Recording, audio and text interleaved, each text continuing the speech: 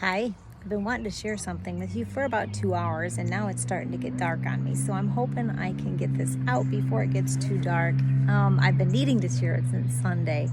So Sunday at church, we had a lyrical dance, and I don't know how y'all feel about lyrical dancing, but even at Celebrate Recovery Monday night, like I wasn't the only one who talked about it. It was to the song Costly by Maverick City Music.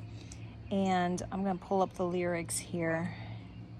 It was the lyrics, but just the dance with it. It was so powerful. And I was crying in church, like because of the revelation that I got from Holy Spirit during the song. So first I want to share the lyrics with you. So I'm going to read those really quick. It says, it says, "Here is my alabaster." It's about that story. I'll go through that first in John 12, where the woman comes with the perfume, and it says Mary, her name is Mary.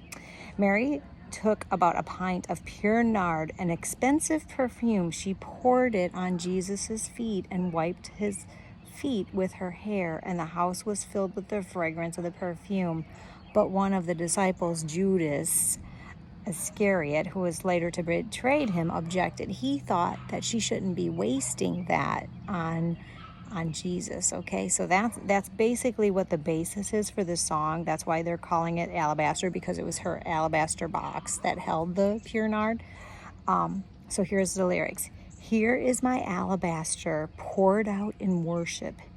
Here is my full surrender. I know it's worth it. Some say it's too expensive. I say it's not enough. How could I give too much?" And then the chorus, "Let it be costly, let it be costly. You are most worthy, most worthy." Next verse, "Holding back nothing, let it mean something. You are most worthy, Jesus." Oh, I guess that's the rest of the chorus. And then verse 2 is, "I've counted all my reasons. They just keep adding up. I can't afford to hold back the sum of all my love." And then some say it's too expensive. I say it's not enough. How could I give too much? How could I give too much? For all I bring, it can't compare. This is the part I love. To all you've given me. I will not bring what costs me nothing. Okay, so think about that. I will not bring what costs me nothing. He gave everything. And so then it says, "I've counted up the cost and I'm convinced you're still worth everything." So those lyrics right there, "I've counted up the cost and I'm convinced you're still worth everything." And when I was watching this, it was like Holy Spirit was just speaking inside of me, and I was kind of battling because I was thinking, I don't want to give up anything else. I feel like I've given up so much. Like my mom just passed away, y'all know, and I went through those years of Regis and rehab. So I was just thinking, oh my gosh, is there something else? And then the part they kept saying over is, "You mean everything to me, Jesus." And that verse, "I've counted up the cost and I'm convinced you're still worth everything. It cost me everything, then let it cost me. If it cost me everything, then let it cost me. Let it cost me." And that's when I was really starting to get a little bit tense. And that's when Holy Spirit spoke to me in my spirit. And he said, "I'm not asking you to give it. You already did." And he had me remember the cost that I paid waiting for Regis to get sober. And, I waited 12 years from promise that my husband would not drink forever to fulfillment.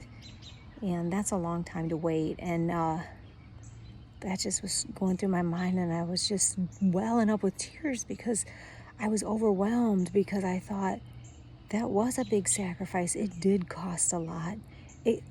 Some people might look at that time and think, this is just wasting my life waiting for him to get sober. And they might take off and do something else. But what he showed me is that I waited, and yeah, time means nothing to God. It means nothing to him. What he cares about is the process and us carrying out the purpose that he has for us. The destination, is our purpose. And so it cost me everything. It cost me a lot of years of my life. And I did have those times where I thought, man, this has wasted my whole life. But now I look back on my life and it wasn't wasted.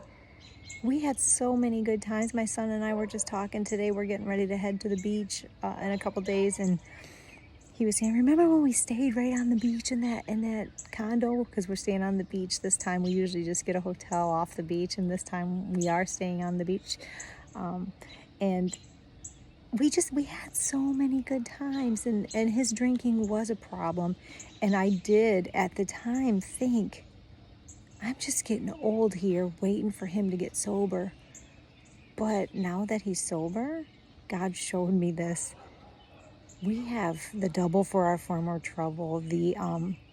That's a verse in Isaiah. I think it's Isaiah 61, and then Joel 2, I think it's Joel 2, where I'll repay you for the years the locusts have eaten. And God has. Like, Regis is an amazing husband.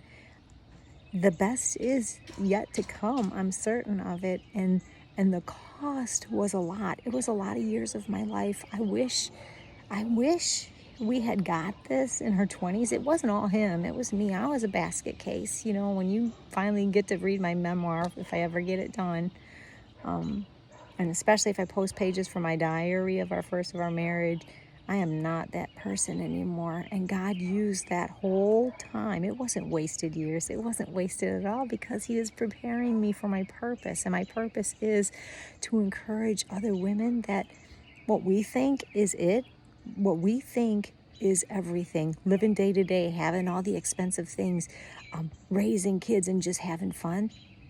Those are nice, but that's not our purpose. God is preparing us for purpose. So these years aren't wasted.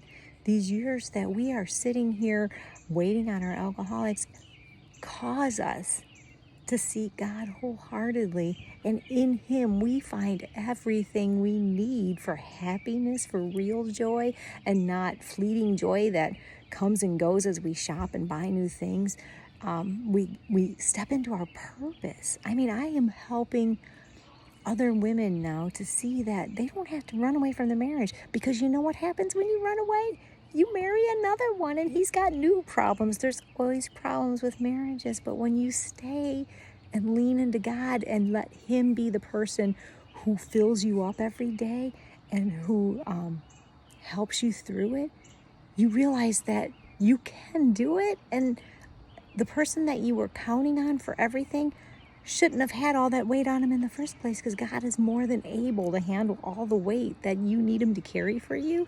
And he provides everything that you need during that process. And you find out just how amazing he is. Like, I was thinking today, if there's anybody out there who doesn't think that God is cool, I'm wondering if you even know him, because he is cool. I mean, there is no other way to describe him. Just the things that he does, just that he could use a lyrical dance with a song to speak to me and several other women, and I'm sure many more that were there that weren't at Celebrate Recovery to talk about it, during a song, because he loves us so much.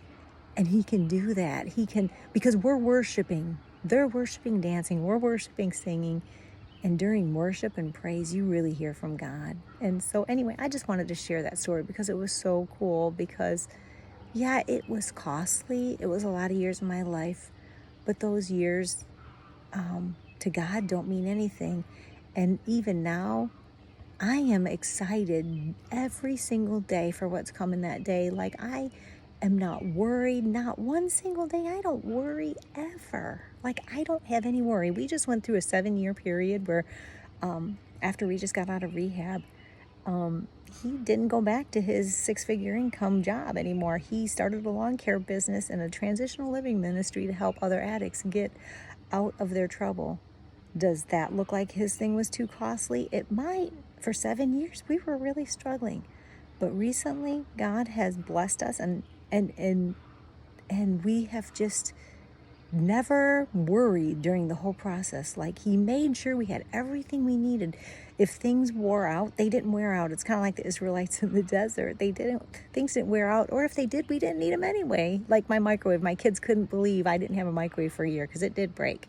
But I had an Instapot and an air fryer, and I never even missed the microwave. The only thing I missed was not being able to pop popcorn. Everything else could be done another way, and I didn't really even miss that because I found Jiffy Pop again and started using that, and it was so good. So it's all in your perspective, and God is a provider. If he brings you to it, he'll bring you through it, and that's what he did. And those years weren't wasted. It was costly. It was a lot of years of my life, but the best is yet to come, and I am living with the man of my dreams now. My husband is, I just look at him and think, who are you sometimes? So anyway, I just wanted to get on here and share. Thanks for listening, and you have a blessed evening.